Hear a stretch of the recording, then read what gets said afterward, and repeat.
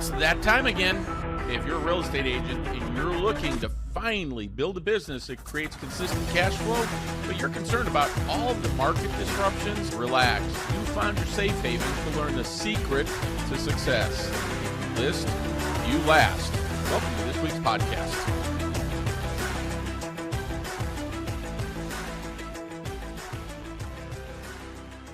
Hey, welcome, fellow listing agents. Bob Mangold, the listing coach, here with this week's episode of the If You List, You Last podcast. Hey, listen, as always, thanks for listening, sharing, and downloading. Now, on this podcast, I'm going to share our scaling to seven figures process with you that I coach all of our agents on so they start building successful real estate careers. Now, just a reminder, make sure you join our Real Estate Asset Advisors Facebook group so you can join in on the conversation, share your thoughts, comments, or questions on any of the topics I discuss right here on the podcast. And you can always connect with me at www.bobmangold.com. So grab a cup of coffee, settle in, and let's get to it. One of the things that I look at is 87% of agents have been failing in real estate for 30 some years that I've been doing this. And I just don't understand why it has to be that way. So I wanted to put together a structure that people could take step by step to do it. And again, this isn't something that you're going to look at today and say, wow, I could get this done next week. No, that's not it. There's a reason I said in 24 months. It's going to take some time. But tell me if you agree with this. Since 2020, we've seen the highest of highs in real estate, right? More transactions than ever in what was that, 2021, I believe it was, down to the lowest of lows. In 2024, the number of units that were sold was down 24.6% versus 2022. Interest rates and lack of inventory are real issues, right? We can't say that those aren't real issues. They are. The question is, how do we explain this then? This is a series of a list. Obviously, I had a list much bigger than this, but this is a list that I compiled of about 300 agents. And one of the things that I noticed is when I separated this, like you can see in the column all the way to the right, the percentage of change. Then the very first column you could see, I had to block out their name and offices and things like that, right? If you look at that, 7 out of the 9 agents that show up on here have less than 3 years of experience. Out of 300 agents out of this entire list, 221 of them had less than 3 years in real estate. And out of that 221, 184 were up in sales last year. How do you explain that? I mean, it's a reality, but what did these people do? What are they doing differently? And the thing that really jumped out at me was, well, they don't have much experience, right? You can see one had 25 years and 4 months. But look at that, 1 year and 9 months. And well, if you look at it, guys, 6.5 million, the person at top 8.93, 5.2. It isn't like, oh, they did 800,000 the year before and did 2.5 million. This was real production. The question is, what are they doing differently? Like, how do we explain this?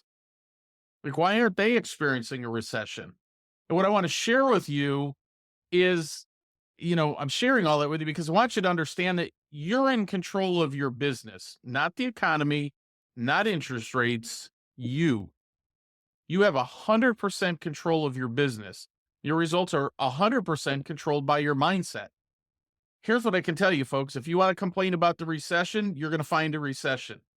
If you want to say, wow, there's a ton of opportunity, just like these people did, you're going to find it.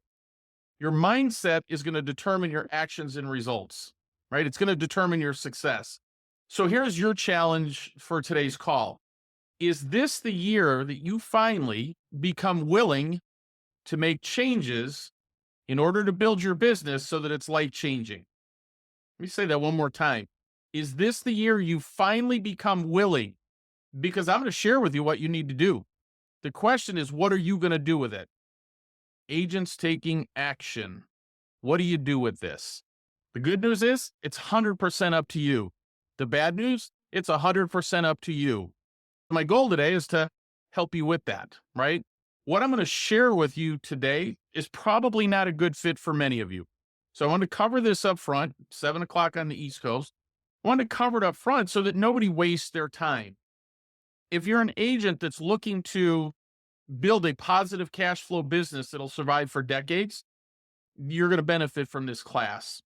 The reality of it is, who we like to work with best are entrepreneurs who happen to have a real estate license. And it can be you and benefit from it because you're going to see the blueprint. The question is, will you do it? And so I wanted to talk about this up front because, listen, guys, I'm not going to be offended if it's not for you or if you jump off early, okay? It's not going to bother me. This is not a quick class. There's no widget I'm going to sell you today that's going to make you a millionaire in the next week while sitting on the beach sipping pina coladas. It just doesn't work that way. And the good news is I'm not here to sell you anything today. I'm not here to sell you anything. This is simply an overview of the framework to scale your business to 7 figures. That's it. Now, I'm going to share the structure and best practices that will allow any agent who is willing to do the work to scale their business to generate consistent and reliable cash flow in good markets or bad.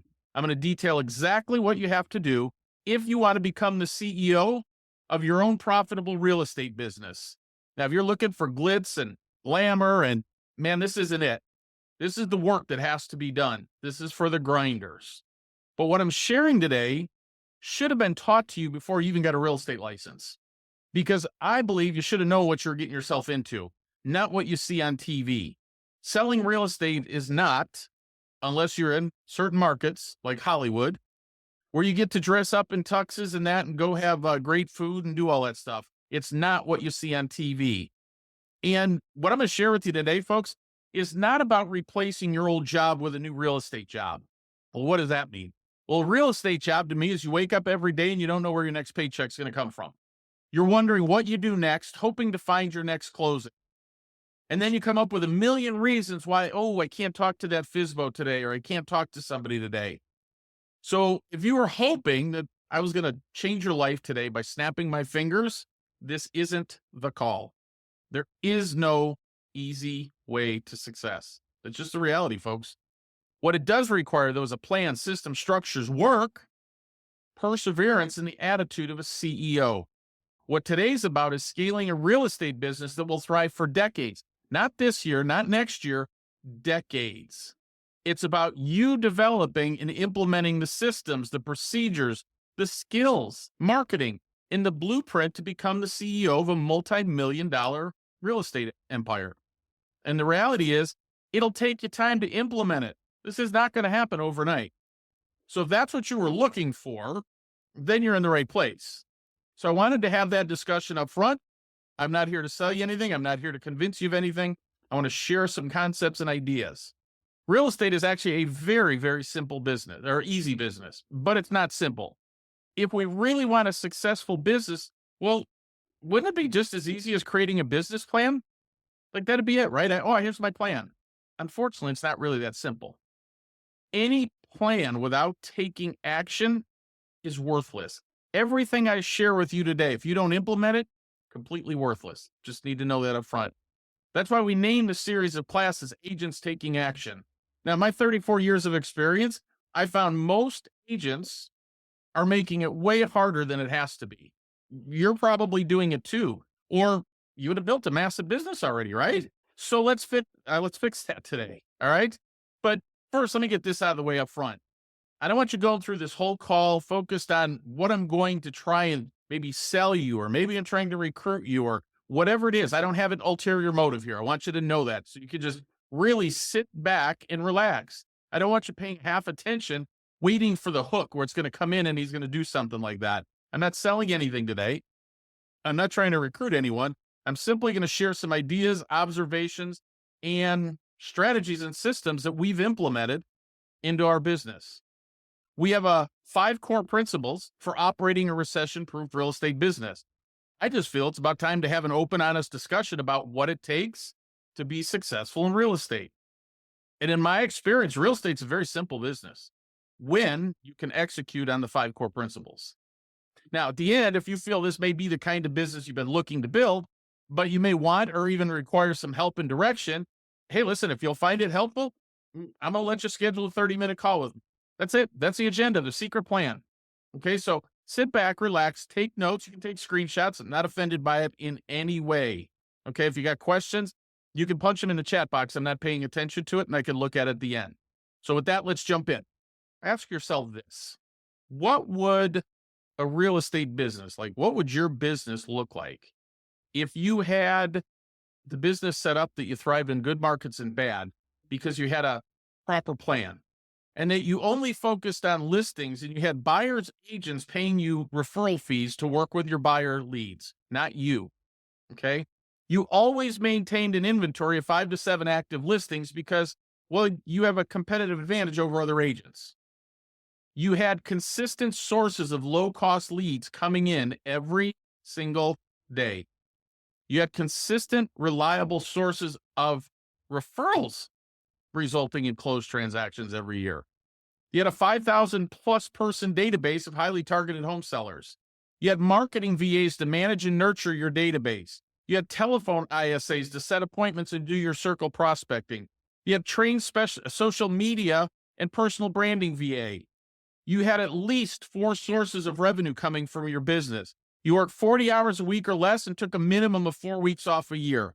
And the best news is you could work from anywhere via Zoom and close 90% of your listing appointments. Is that the kind of business you would like to have? Would that be life-changing? Here's the important question, folks, and I will look at this. Is there anything that I forgot? Is there anything else I should have included in there to say, wow, this would be a great business if you ran it like this? What did I miss? Anything? Because that'd be pretty cool, wouldn't it? And so that's what we're really working on, folks. So here's what you really should be doing. What if you were spending, I don't know, all your time taking 2 to 3 listings every week? Or maybe meeting with flippers or divorce attorneys. I don't know, collaborating with financial planners, estate planning attorneys, I don't know, long-term care and Medicare insurance agents, regular insurance agents, clean out companies, clean out vendors, and senior housing facilities to promote and hold senior events. Not only would you be putting yourself in front of a ton of senior homeowners, but you'd also be developing referral relationships with senior specialists. Well, wait, what's that about seniors? Do you guys know that the last 2.5 years, 65% of every listing in the United States was somebody 65 and older? 10,000 people a day, folks, are turning 65 for the next 13 years. Would that be a recession-proof market? Because as people get older, they can't live in their big houses. They may get sick. They may want to be relocated to be around their kids, things of that nature, right? So at the end of the day, seniors is a huge market. So what if you were spending your time there? Like, what if you created a Facebook referral group for local military members, assuming you had a military base there, and then you provided help and resources for their family to help them transition to new communities and be a source for those leaving the area? What if you were doing that instead? Because if you did that, now you have control of your business and time. But the most important decision you're going to have to make in this is, wow, do you want to keep doing $10 an hour jobs or $10,000 an hour jobs? See, you're in 100% control of your business and time. What you decide to do with it is going to be up to you. You could sit there and be posting stuff on social media, writing blog posts, inputting your listing into MLS, all those kinds of things, right? Oh, I'm sending out my emails today. I'm inputting new leads into my CRM. Like, you could do that, but that's $10 an hour work. The reality of it is, folks, for us, it's $6 an hour work. Doing the things I described before, focusing on the listings and talking to those and building referral relationships, that's $10,000 an hour job. Those are $10,000 an hour jobs. So we have a blueprint, right? What we refer to as the HLH Home Boss Listing Hub framework, right? So let me kind of walk you through that.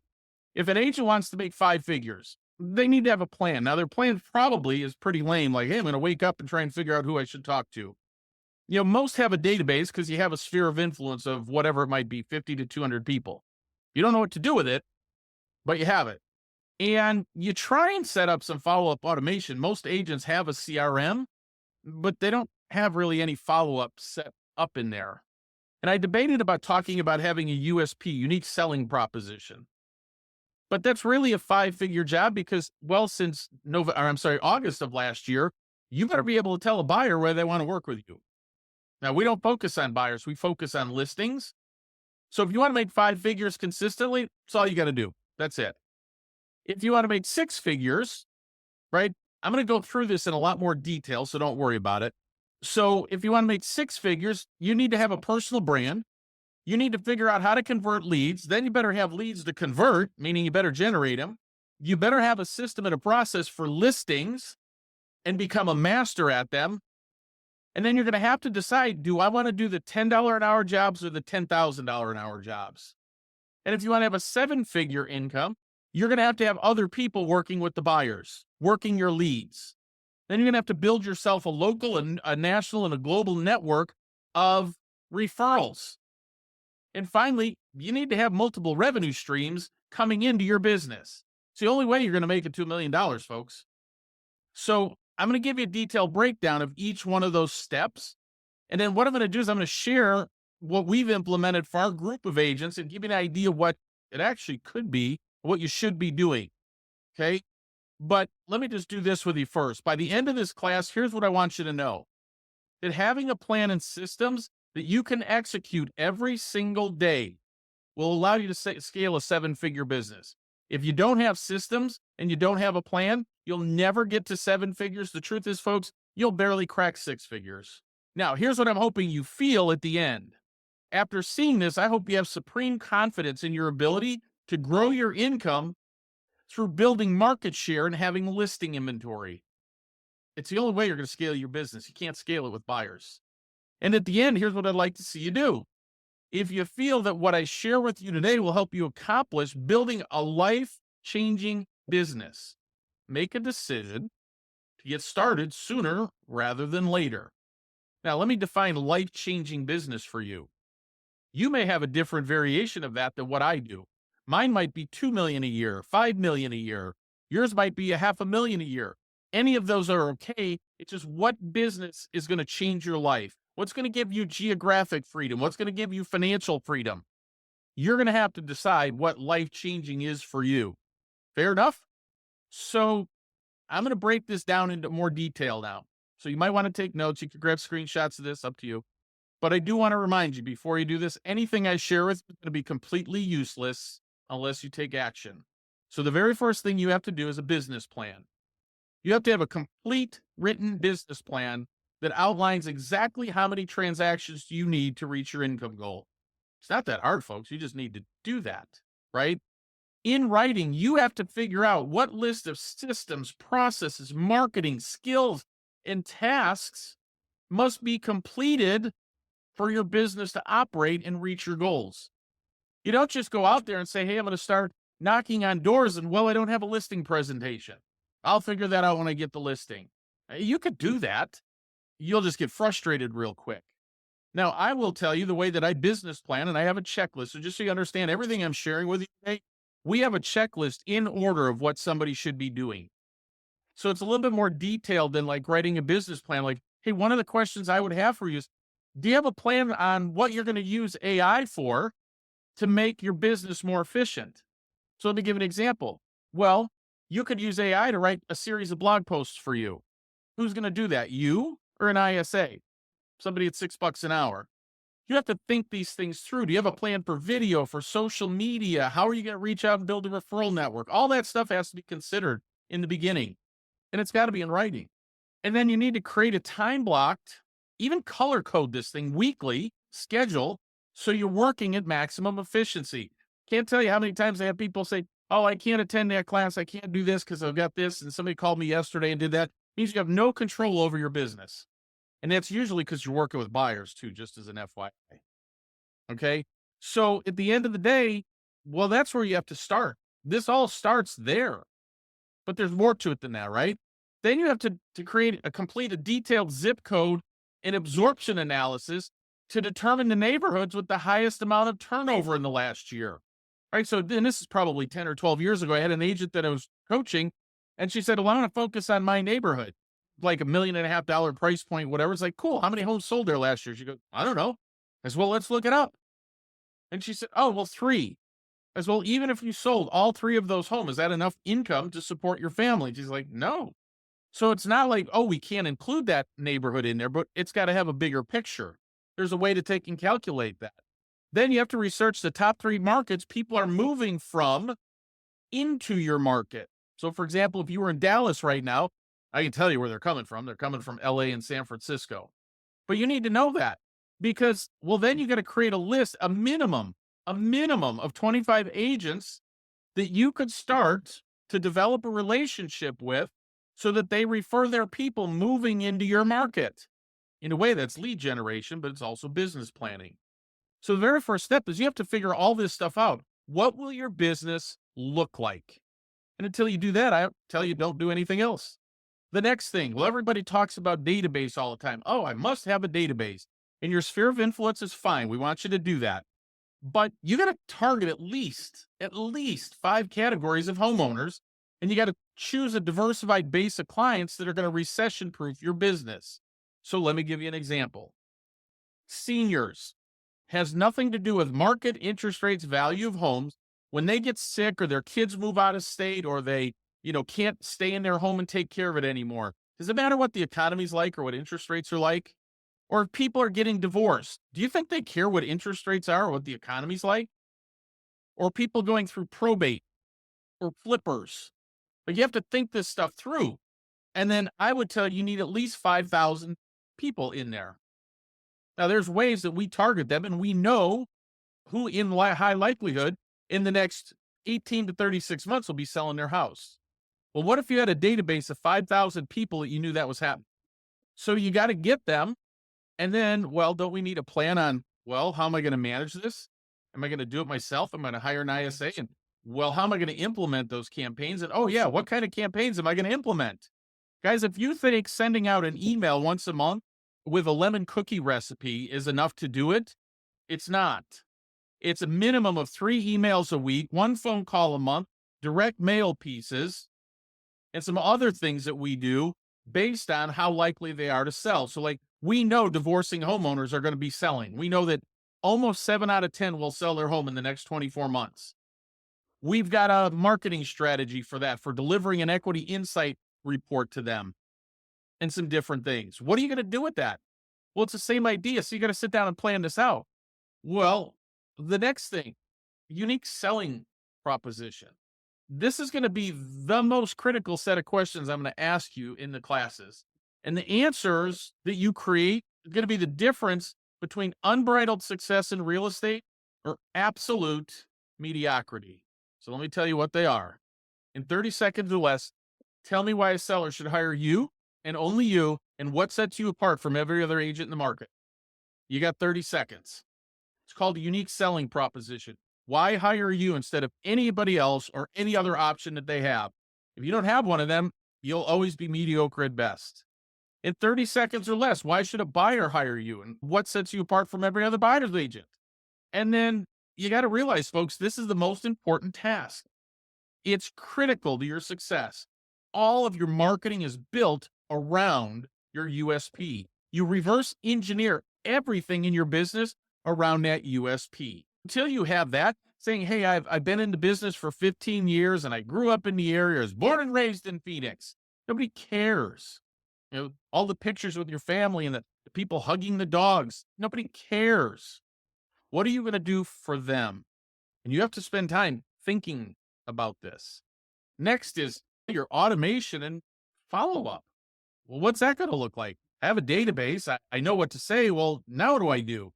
Now you're going to have to automate your email and text lead follow-up and schedule campaigns for each lead type in your database. That means you have to write those campaigns. They have to be there because what you're going to take and automate and follow up with is using that USP. Does that make sense? Then you have to automate and integrate everything across your websites, including landing pages to start retargeting, right? So if you're running Facebook ads or posts or things like that, well, you want to be able to take and retarget those people. I want to automate my Facebook page. So when I run a Facebook ad to it and they go there at 3:00 in the morning and go, hey, I'd like some information on this, that I can actually take care of them and service it. I would have an automated virtual assistant pop up and go, I'm sorry, Bob's in bed. It's 3 a.m., but he'll return your call tomorrow at 9 o'clock in the morning. What's the best number for him to reach out? And when I wake up, there's going to be a notification. Hey, call this person at 9 a.m. See the efficiency, see the automation and how we integrate this stuff in. And then you're going to have to utilize virtual assistants for social media and websites to build Facebook Messenger databases. So how many of you guys know what the TCPA law is? I guess even if you raised your hand, I wouldn't see it. But guys, you got to be real careful about who you're calling and who you're texting and all that stuff. You can't do it from auto dialers. Do you know if you had a Facebook Messenger database instead of a email database, do you know that like 98% of the people respond to your Facebook messengers? God, that'd clean up your cluttered inboxes and spam, and well, your delivery's guaranteed. You got to think this stuff through. So, personal brand. Maybe we should talk about what a personal brand is first, right? Here's the definition of a brand. Brand marketing is the process that involves creating a brand identity. A brand identity is made up of its visual and symbolic elements, right? So that's all the geeky stuff. Here's what it is, folks. The difference between branding and marketing is very simple. Branding is why they work with you or your USP. Marketing is how they find you and what message you're going to deliver to them. See, if you have a great USP, that becomes your brand. That becomes your story. That's what you're getting out on social media. That's what you're getting out in your databases, in your direct mail pieces, in your letters, in whatever it is that you're doing to market your business. You've got to have a personal brand. So you got to build that utilizing your USP to get your branding message in front of people on social media, email, Facebook Messenger, and online advertising. Right? Have you ever heard the phrase, don't be a secret agent? That's what they're talking about. You may have the greatest branding message in the world, but if nobody sees it, does it do anything for your business? Then you're going to have to clearly define why clients should choose you. It's the foundation of your value proposition. Marketing represents the how you attract the clients, and your brand communication is what sets you apart. And then you got to start posting social media content. For better or worse, folks, it's where the game is played. 7 days a week. Now, we created, my group has an automated software program that I created to schedule and automate the posting. It posts 5 times a day, 7 days a week. It actually goes out and creates the content and finds the content. So like you can create a month's worth of social media posts in, 30 to 45 minutes. But that's how you get your personal branding message out. Now, lead conversion. Here's my question for you. What's more important, lead conversion or lead generation? I'm not monitoring the chat box, so you don't have to answer. Here's the thing, guys. I hear this all the time. Hey, I've got a database, 10,000 people in that I've had for my Facebook ad that I've been running the last 3 years. My question is, great. How many of those turned into closings last year? They go, well, none. Well, what good is it to have a 10,000 person database that doesn't turn into business? You have to figure out how to convert them first. That's where your USP comes in. You got to develop a specific marketing and conversion strategy specifically for different types of homeowners. So, for example, like divorcing homeowners, you got to have a different one for each category of lead that you're working with, right? Then you have to utilize your USP as your conversion conversations on why people should hire you to sell their home. Same with buyers, right? Your materials you got to develop and the system strategies are all designed to convert leads and generate referrals.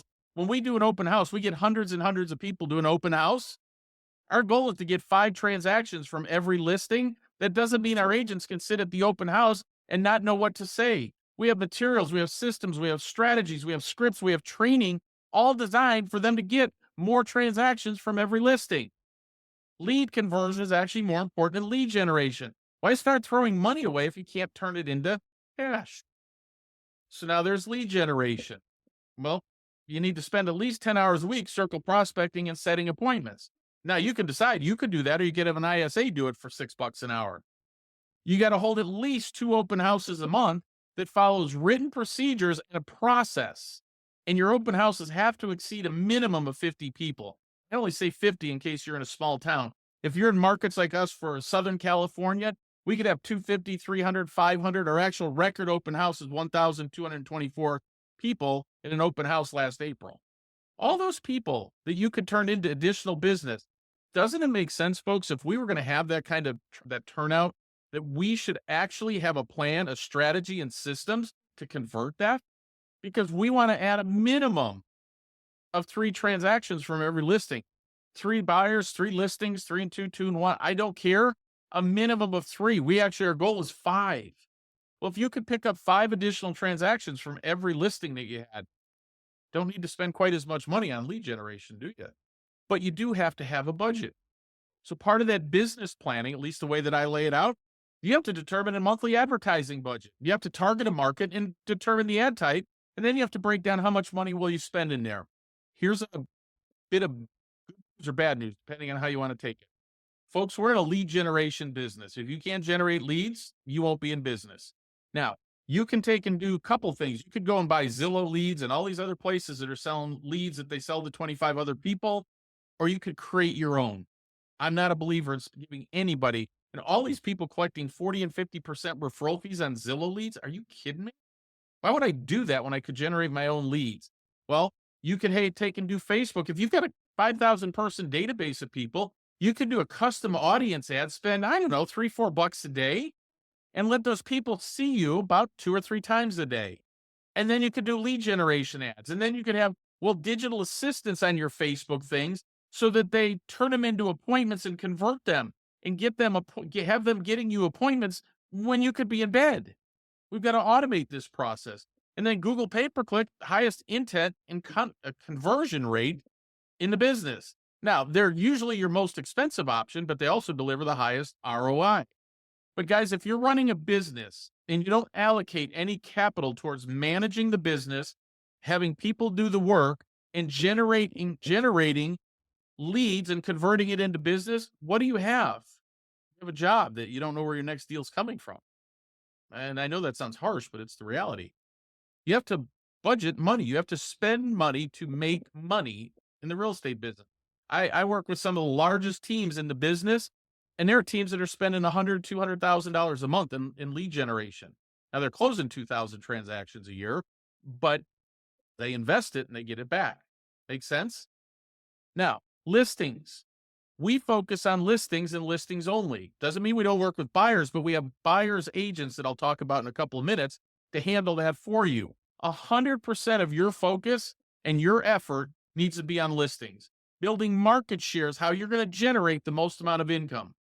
Listings should be at the core of your business, and it provides you leverage. Well, what does that mean? Well, you've got the buyer, you're the one doing all the work, driving around or whatever. I'm sitting around sipping pina coladas. You send me a message at 7:00 on Saturday night saying, "Hey, Bob, I got an offer." I'm go, "Cool, send it over. I'll talk with the sellers tomorrow or Monday." I have the leverage, not the buyer's agent. I do. If I didn't like their offer, well, we don't sell it. I'm still going to get paid. Another buyer comes along, right? Here's the thing though. Listings, think of listings like losing weight. Do you just wake up one day and say, "Hey, I'm going to drop 20 pounds. I'm not doing anything. I decided I'm losing 20 pounds. I'm going to still eat the same crap that I eat. I'm not going and exercising," right?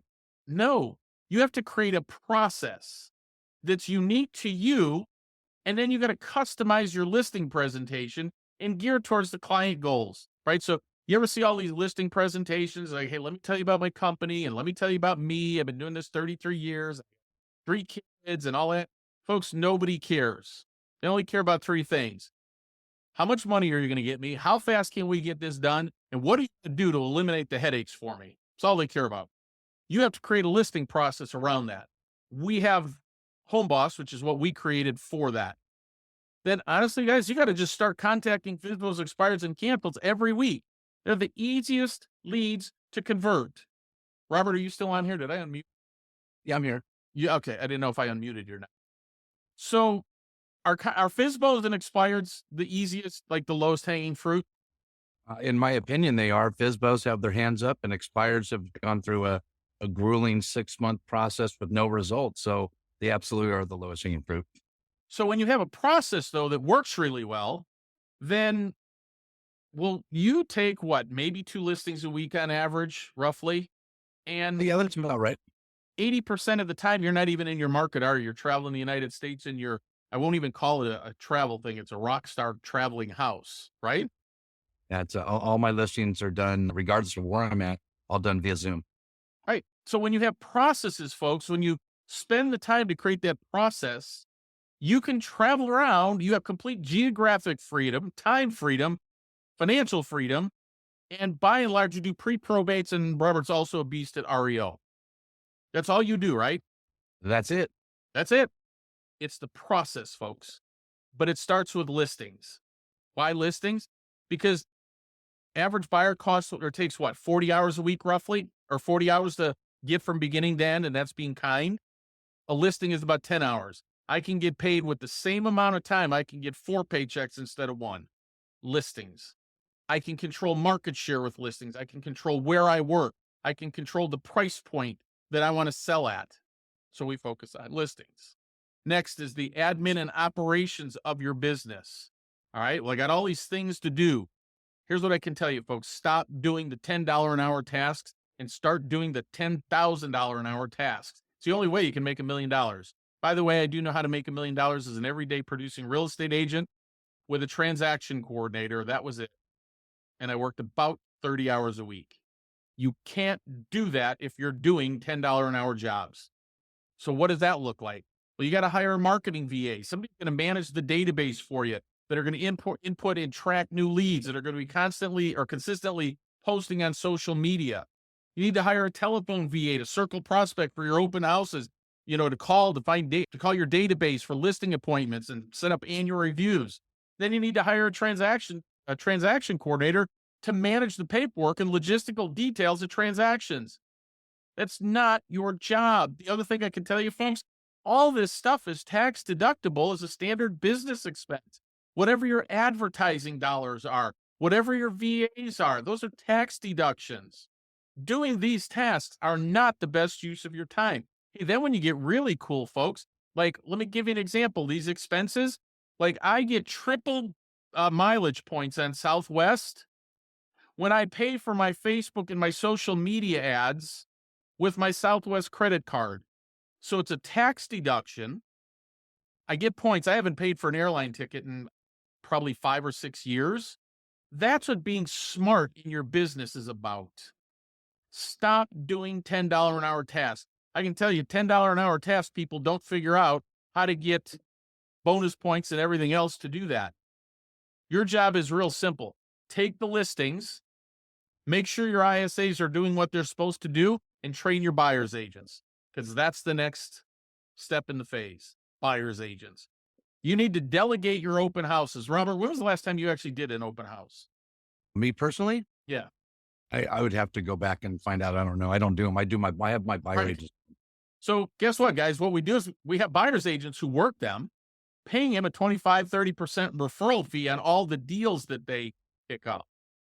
Because his best use of time, unfortunately, is not in working the open house. It's in taking more listings, period. Then what we call our 5-from-1 system. What we've done is we've created a system that equips our agents with the skills and marketing and everything else to convert that open house traffic into transactions. Our objective is 5 closings from each listing. Now, that's an aggressive. I'll be honest with you, it's aggressive. Would it be better if I said, hey, Robert, you could pick up 1 or 2, man? Wouldn't that be cool? Or should we shoot for big? Let's not think little. Let's shoot big, right? Average price point in his market is about $1,000,000 roughly. So that's what? 3% of that's 30,000. A quarter of that is what? 6,500, something like that. Gosh, 5 of those every month on top of the listings. And you're going to have to hire buyer's agents that work those buyer leads from your advertising, your database, your Facebook Messenger. That is not your job to work those buyers. It's the ISAs to uncover those opportunities, unless they were from open houses where it needs to be the agent skill. And then it's their job to work with them, paying you 25% referral fees. Then how do we build local referral networks? Gosh, you got to develop a process, a strategy, and marketing to build a local business partner Rolodex of providers. So like, hey, for my agents, I've created this.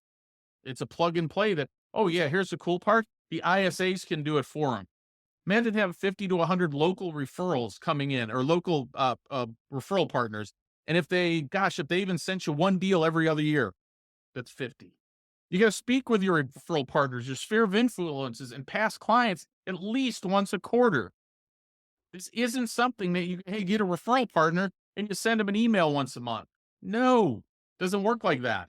And then you have to write and receive Google and Facebook reviews for every member of your network. What happens is when you write a review, it sparks the law of reciprocity and if you give reviews, you'll get reviews. Reviews turn into deals when they find you on Google or they find you on Facebook and the people are singing your praises. You're going to make more money, folks. Now you got to decide, do you want to work on that or not? You have to be the face behind it, but you could have an ISA do all this for you. It's the same on a national referral network. Hey, let's research the companies and military bases that are relocating individuals to your area and identify those regions that people are moving into your market.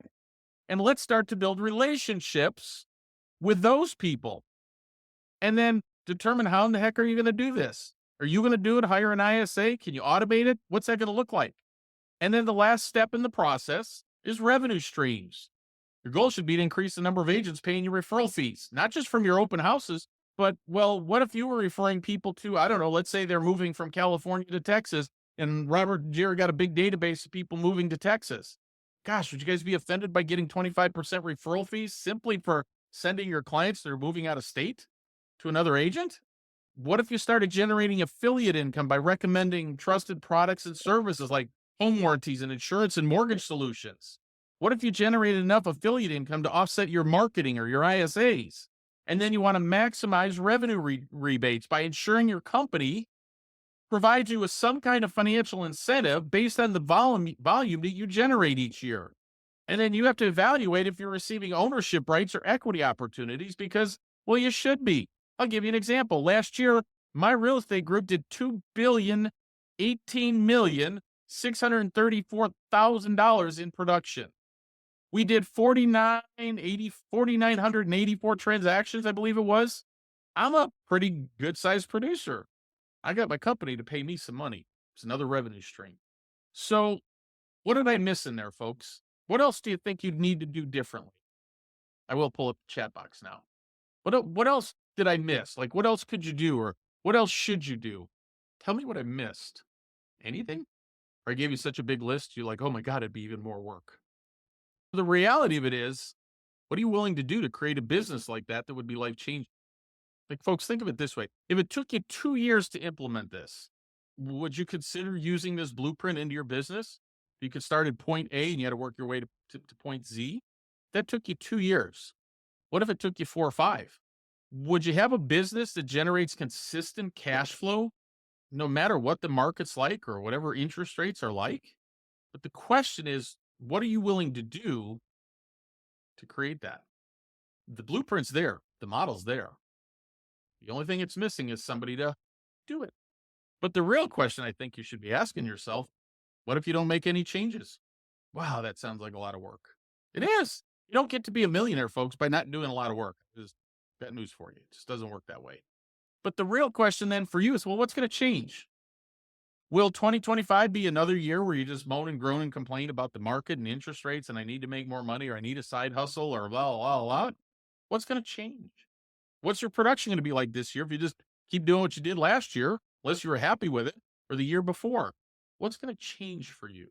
So, because it sounds like a lot of work, well, what if there was a plug and play business model, an all inclusive platform that you just tap into where all of the systems, the solutions, the marketing, the emails, the everything that we talked about that I just reviewed was 100% available to you. And all you had to do is plug in and do the work. And you had a step-by-step guide to complete each step in the 7-figure framework. Even better, you had coaches and people to help you every step of the way. And now you had the complete control and responsibility to build the exact business that you want. Wow, the reason I asked that question is because, well, folks, there's no excuse for you not to do it now, is there?